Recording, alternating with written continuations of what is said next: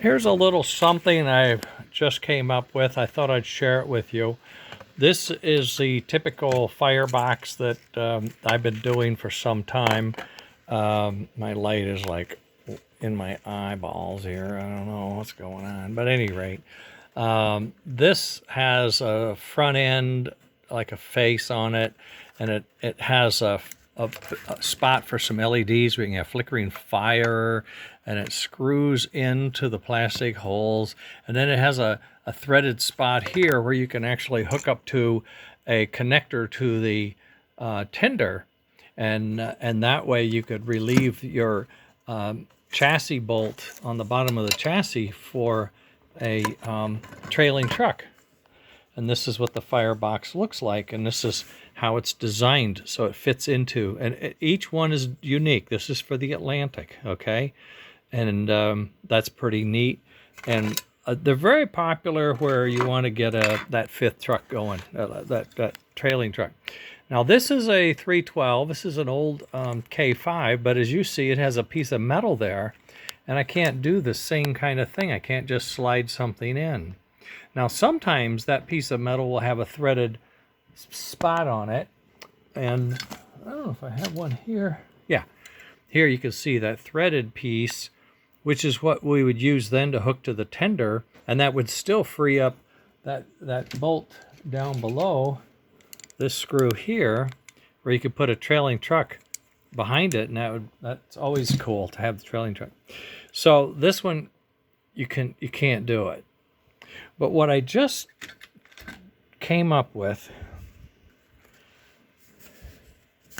is I have this same problem with this Atlantic, where it has the bar but no threaded hole.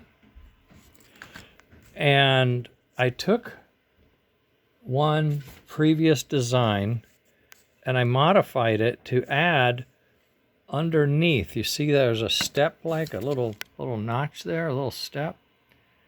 And that fits into that bar. And I'm going to do a pause, and then I'm going to assemble this and show you what I'm talking about. Just hang on, I'll be right back. All right, I had to do a little modification because I hadn't test fitted this part. It just came off. I was so excited. But I got it to fit under the bar, as you can see, and it's in position, but there's still no place, you know? Well, I have this lower part that's designed with that notch. See it? That notch right there. And if the crates don't rise, it'll just bolt right there. It bolts, I'm holding everything with one hand, okay? It bolts right there, and I'm going to screw it down, and I'll be right back. Voila! I kid you not. I kid you not. It works. I'm trying to get the light so you can see it. It's black, so everything is, oh, I like red, you know? You can see the red. All right. The strap is still there, and it goes on top of the notch, right?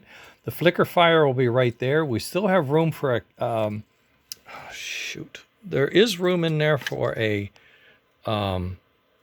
man, an engineer, and a fireman on the other side too.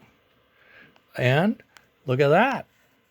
Look at that. A very substantial drawbar, very tough, and has a pin and everything. So it's all set to pull the tender right from there.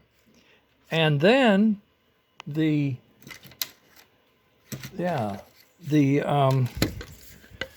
screw here will be free, and you can put in the fifth, I keep saying fifth wheel, like a semi-trailer.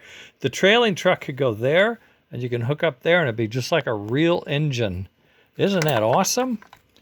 I think that turned out really good. And then lo and behold, I went over to get an engine to do this video, and I picked up this one. I go, oh yeah, he's got that same flat plate drawbar. He can't.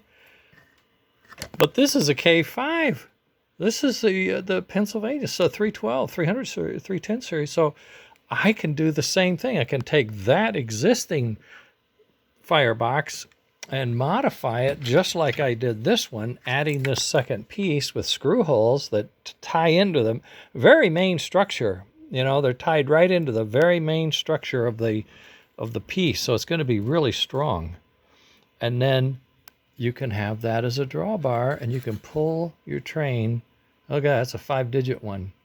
There are some metal ones. I was told one customer has a metal one with the same problem.